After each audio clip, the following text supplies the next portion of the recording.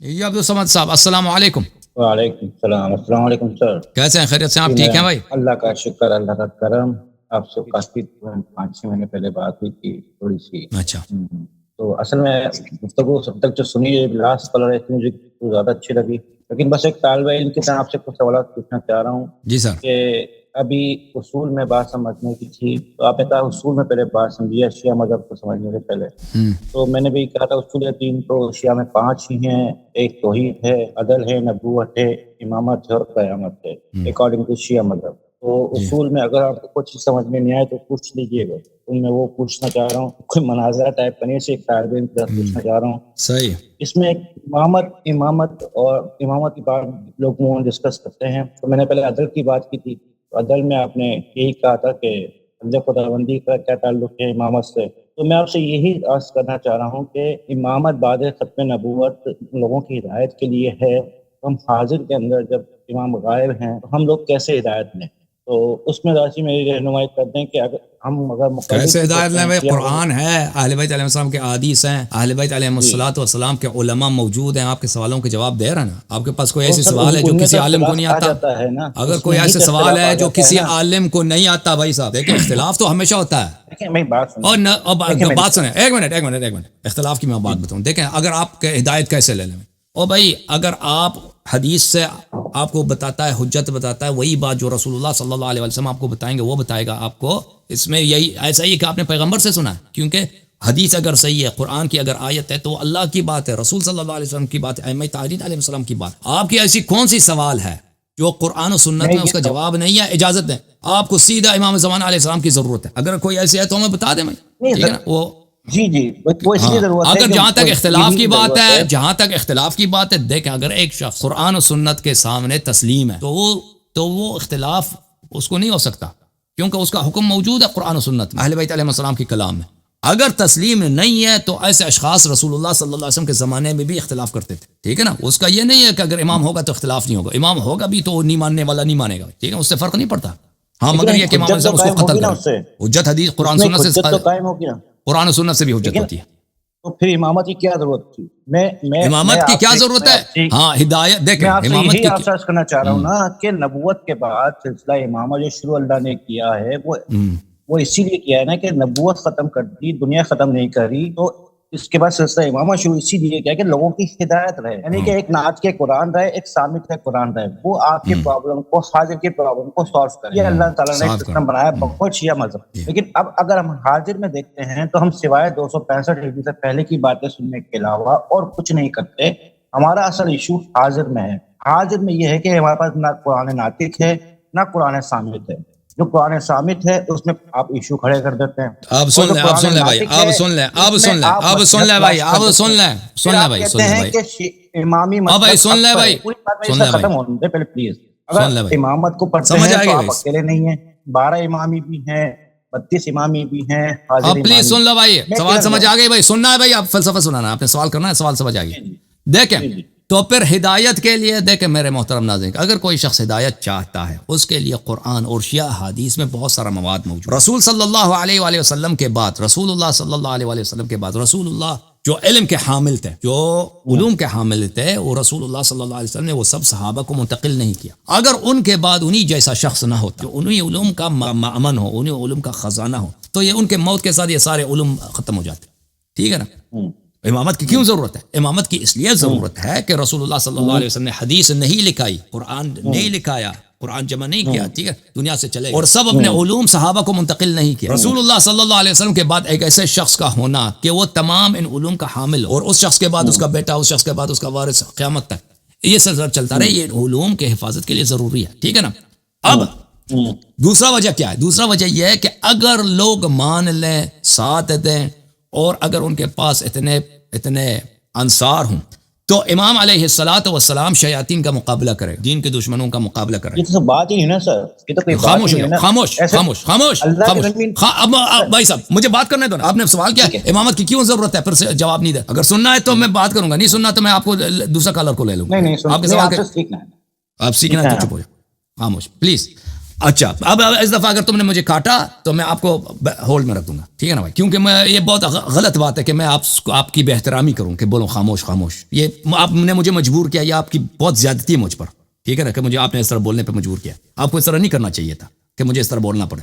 تو رسول اللہ صلی اللہ علیہ وسلم کے بعد امام کی کیوں ضرورت ہے؟ کیونکہ معاشرے کو ایک ایسے فرد کی ضرورت کہ وہ ظالم کا مقابلہ کرے، جو لوگ دین میں اضافہ کرنا چاہتے ہیں ان کا مقابلہ کرے، جو دین سے کم کرنا چاہتے ہیں ان کو روک دے، جو اسلام کے احکام ہے وہ جاری کریں، اور معاشرے میں عدل پیدا کریں، اور دنیا کے کونے کونے تک اسلام پہنچے. یہ جو کام ہے نا، یہ نبی صلی اللہ علیہ وسلم پہ بھی واجب تھا، نہ صرف امام پر، نبی صلی اللہ علیہ وسلم پہ واجب تھا کہ دنیا کے کونے کونے میں اسلام پہنچاتے، ظالم کو روک دے، اس کا ظالم مظلوم کا حق ظالم سے لے لے، اسلام کے احکام کو جاری کر دے، سب لوگوں کو مسلمان بنا دے. لیکن نبی صلی اللہ علیہ وسلم کیا ہے، انہوں نے یہ کام کر لی کیونکہ لوگوں نے ساتھ نہیں دیا، اتنی ان کی سپورٹ نہیں تھی وہ پوری دنیا میں یہ کام کر سکے. انہوں نے محدود طور پہ مدینے میں کیا، مدینے سے آگے نہیں کیا انہوں نے، ٹھیک ہے نا. کیوں نہیں کیا؟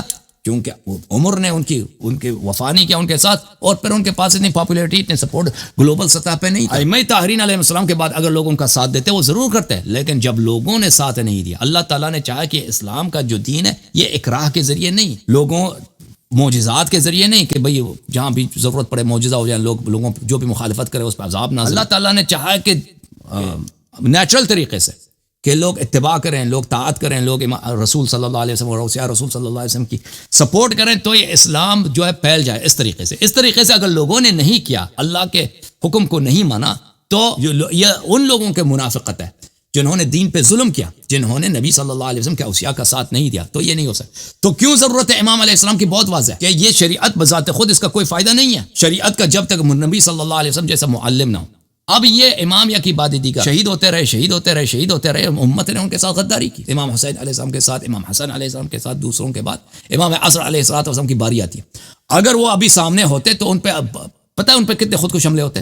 اگر مثلا پتہ چل جائے کہ یہ شیعوں کا امام ہے، پتہ آپ کو ان پہ ابھی ہمارے زمانے میں فرض کریں اگر وہ ابھی ہوتے، ان پہ کتنے خودکش حملے ہوتے ہیں امام عصر علیہ السلام پر. ان کو کوئی چھوڑتا ہے بھائی؟ ایک ایسا شخص ہے جو شیعہ بھی ان کے مخالف ہے، اگر وہ کہہ دیں بھائی شیعوں سے کہہ دیں کہ بھائی تمہارا یہ چیز بدعت، تم جو کہتے ہو کہ سیدانی کا نکاح سید سے نہیں ہو سکتا، یہ میرا دین نہیں ہے بھائی. خود شیعہ پہلے اس کو قتل، خود شیعہ ابھی اب کے پنجاب کے ذاکرین اس کو کہہ دیں گے کہ بھئی یہ ایجنٹ ہے، یہ کافر ہے، یہ را کا ایجنٹ ہے یا CIA کا ایجنٹ، ٹھیک ہے. اگر وہ ایران کے مراجع سے کہہ دیں کہ تم نے یہ خمس کا طریقہ نکال دیا، یہ بدعت ہے، خود شیعہ ان کو قتل کر دیں گے بھائی.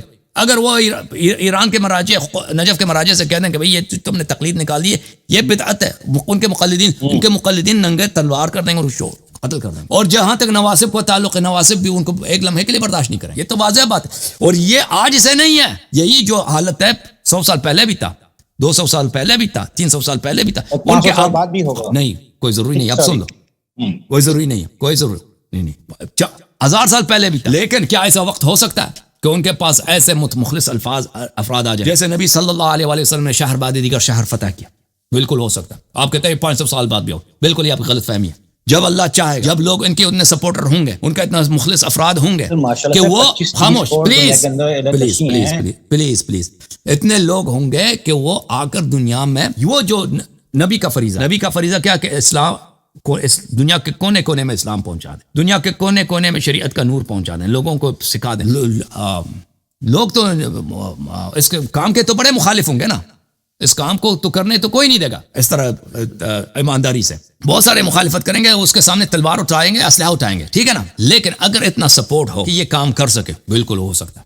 یہ کوئی ضروری نہیں کہ 1000 سال اسی طرح جاری رہنے، ہو سکتا ہے کل، ہو سکتا ہے پرسوں، ہو سکتا ہے اگلے ہفتے، ہو سکتا ہے 1 مہینے کے بعد، ٹھیک ہے نا. یہ کوئی ضروری نہیں کہ اگر اتنے مسلمان دین کی طرف واپس آ جائیں اور کہہ دیں کہ ہمارے پاس جو اسلام ہے یہ ناقص اسلام ہے، اللہ کا وعدہ جو اللہ کا ولی ہے، نبی صلی اللہ علیہ وسلم کا وصی، اللہ کا وعدہ صحیح ہے، ہم اس کی طاعت کریں گے، اس کے ساتھ بیعت کرتے ہیں، بالکل وہ تشریف لائیں گے، بالکل تشریف لائیں گے. اور وہ دور نہیں ہے. ابھی جو آپ کہتے ہیں نا ہدایت ہمیں چاہیے، امام علیہ السلام کہاں ہے؟ یہ بھی آپ کی جہالت. امام علیہ الصلوۃ والسلام، آپ کے پاس جو بھی سوال ہے ائمہ طاہرین علیہ السلام کے کلام میں اس کا جواب موجود ہے. اگر کسی مسئلے پہ اس کا جواب نہیں ہے تو اس کا مطلب ہے اس کی ضرورت آپ کو نہیں ہے، اس کی ضرورت آپ کو نہیں. اللہ جن مسائل کا ضرورت ہے آپ کو، توحید میں ہو، نبوت میں ہو، نماز میں، روزے میں، وضو، سب کا جواب موجود ہے، عام یا خاص احادیث، وہ صحیح احادیث میں کثرت کے ساتھ جواب موجود ہے. اگر اس کے باوجود کوئی سوال آتا ہے تو اس کا مطلب ہے اس کو آپ کو ضرورت نہیں ہے، وہ آپ ایسے ہوس کے لیے پوچھ رہے ہیں نا، امتحان کے لیے. ہاں وہ تو نبی صلی اللہ علیہ وسلم کے زمانے میں بھی تھا کہ اگر کوئی نبی صلی اللہ علیہ وسلم سے سوال کرے وہ جواب نہ دے، مناسب ضرورت ہی نہیں، جواب نہیں دیتا، ٹھیک ہے نا. یا ایھا الذین آمنوا لا تسألوا عن اشیاء، قرآن کی آیت ہے، ایسی چیزوں سے سوال نہ کرو جس کے لا ان تبد لکم تسؤکم، کہ اگر وہ آپ کے لیے روشن کیا جائے تو آپ ہی کے لیے بری بات ہے، آپ کو اس کی ضرورت نہیں ہے، آپ کو اگر پتہ چلے تو آپ ہی اس کو برا مانو گے۔ اب میں آپ کو ایک سوال، آخری سوال کرنے کی اجازت دوں گا، آخری سوال کر لو بھائی۔ میں آپ سے صرف آپ نے ساتھ کاٹ دیا، آپ نے یہی کہا نا کہ جو صحابہ وسلم نے جو دین لکھا مکمل کیا، اس کو صحابہ کرام نے آگے صحیح اتنا فارورڈ نہیں کیا، اس میں کمی بیشی کر دی یا اس کو صحیح طریقے سے نہ ریٹرن فارم میں لے کے نہیں آئے۔ ٹھیک ہے، آپ کی بات تھوڑی دیر کے لیے مان بھی دی جائے کہ تھوڑی دیر کے لیے مانیں گے، یہ بات ہی صحیح ہے بات۔ تو میں آپ سے بتاؤں کہ غیبت کے بعد ہمارا پاس اہل تشیع کے پاس ایسی کون سی مستند حدیث کی کتاب ہے جو منوان جس میں کوئی غلطی نہ ہو؟ اصول کافی دین ہے، مولانا یعقوب الدین سے میں نے پڑھی ہے سر، میں نے پڑھی ہے، میں نے ہارون المعروف بھی پڑھا ہے، توفیق شریف بھی پڑھی ہے، میں نے محمود احمد عباسی کو بھی پڑھا ہے، میں نے اسماعیلی شیعہ کو بھی پڑھا ہے، میں نے بوڑھی شیعوں کو بھی پڑھا ہے۔ آپ اکیلے امامی نہیں ہیں، آپ بعد صرف 12 امامی ہے، اس کے علاوہ دنیا میں اور بھی عقیدہ امامت رکھنے والے موجود ہیں، لیکن میں صرف امامت کی بات اصول میں بات کر رہا ہوں۔ آپ نہیں مانے، لیکن وہ تو مان رہے ہیں نا۔ شیخ صاحب آپ کا سوال کیا ہے؟ عبدالصمد بھائی سوال کیا آپ کا؟ میرا سوال صرف یہ ہے، آپ کہہ رہے ہیں کہ شیعوں کے پاس کون سی حدیث کی کتاب ہے بھائی؟ یہ نہیں معلوم کہ حدیث کی کتاب کون سی ہے؟ سوال یہ کیا تھا آپ نے؟ بالکل دین ہے، بالکل دین ہے، کیوں دین نہیں ہے؟ آپ مجھے اس میں اس کے کافی ایسے وہ ہیں بیچ کے اندر راوی جن کو آپ کہتے ہیں کہ وہ سکہ نہیں ہے۔ روضۃ الکافی کی جلد نمبر 8 حدیث نمبر، بس خاموش خاموش، یہ جو جہالت ہے نا کہ راوی اصول کافی کے احادیث میں ثقہ نہیں ہے۔ دیکھیں یہ شیعوں کے نزدیک یہ طریقہ کار نہیں ہے کہ انہوں نے یہ احادیث، یا تو میں نے بار بار بتا دیا نا کہ یہ احادیث ہم نے سینہ بسینہ نقل کی ہے، ہم نے سینہ بسینہ نقل نہیں کی جماعت عمریہ کی طرح۔ کلینی صاحب نے ان کو ائمہ اطہار علیہ السلام کے اصحاب کی کتابوں سے نقل کی۔ اب ان کتابوں کا اور کلینی صاحب کے درمیان وہاں پہ مشائخ اجازہ ہیں، یہ آپ کو نہیں معلوم کہ انہوں نے اجازت دی ہے، ٹھیک ہے نا، اجازت دی ہے۔